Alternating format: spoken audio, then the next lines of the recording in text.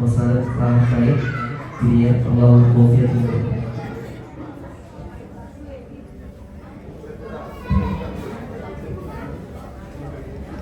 നീങ്ങോട് തുടങ്ങും മദീന മശ്ഹൂർ ബലദിൽ അമീന മിസ്കിന്റെ മമ്പസ്ഥാന മിസ്ബാഹ് നൂർ നബീന അസ്സലാത്തു അലൻ നബി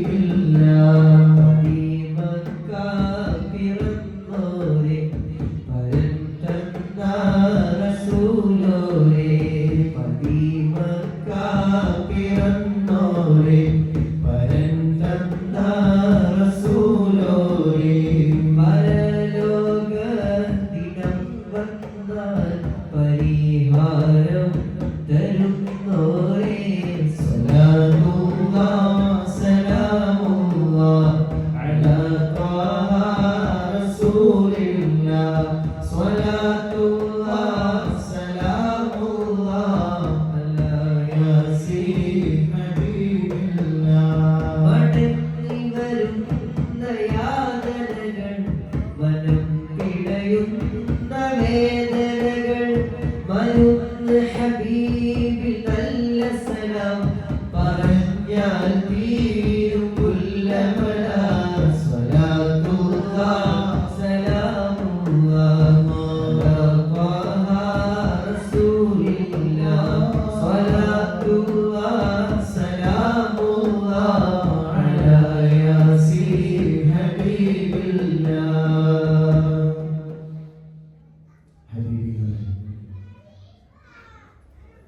പരിശുദ്ധമാക്കപ്പെട്ട റബീഉൽ അവ്വൽ.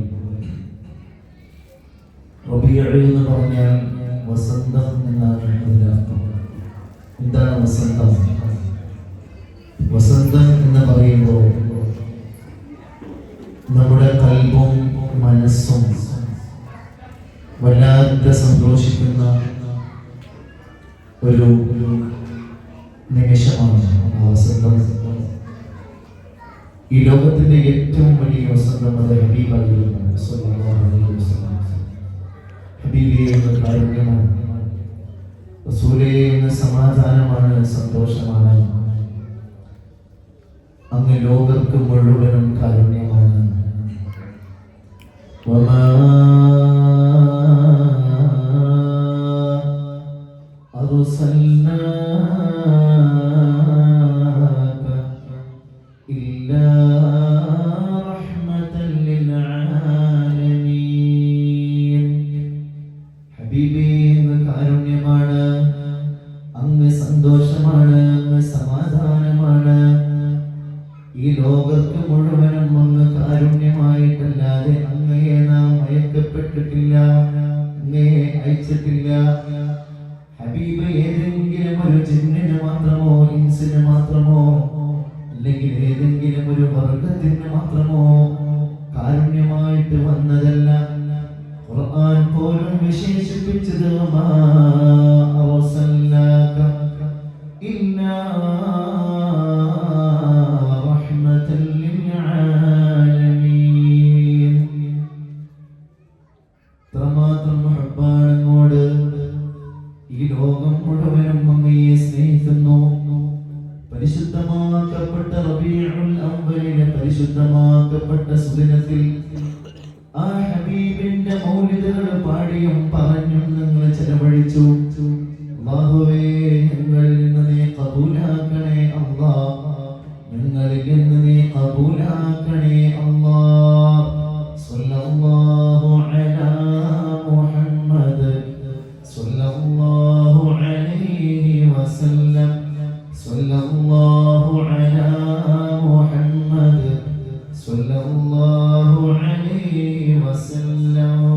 സ്വല്ലല്ലാഹു അലാ മുഹമ്മദ്. മണിമുത്ത് നൂറേ നല്ല മണിമുത്ത് നൂറേ, കിനാവ് കണ്ട് ഞങ്ങളിന്ന് മദ്ഹ് ചൊല്ലി, മദ്ഹ് ചൊല്ലി. വദന നിലാവേ നല്ല വദന നിലാവേ, മദ്ഹ് പാടി ഞങ്ങളിന്ന് മദദ് തേടി, മദദ് തേടി. മണിമുത്ത് നൂറേ നല്ല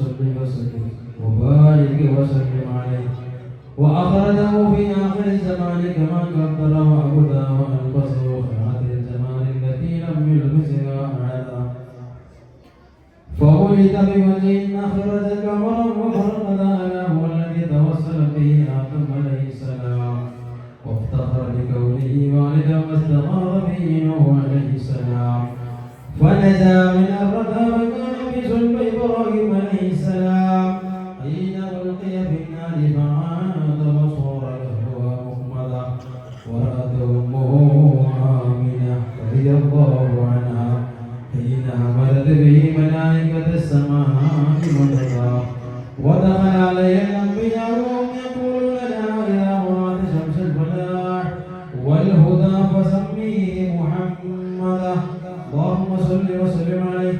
قال الله عز وجل لقد جاءكم رسول من أنفسكم عزيز عليه ما عنتم حريص عليكم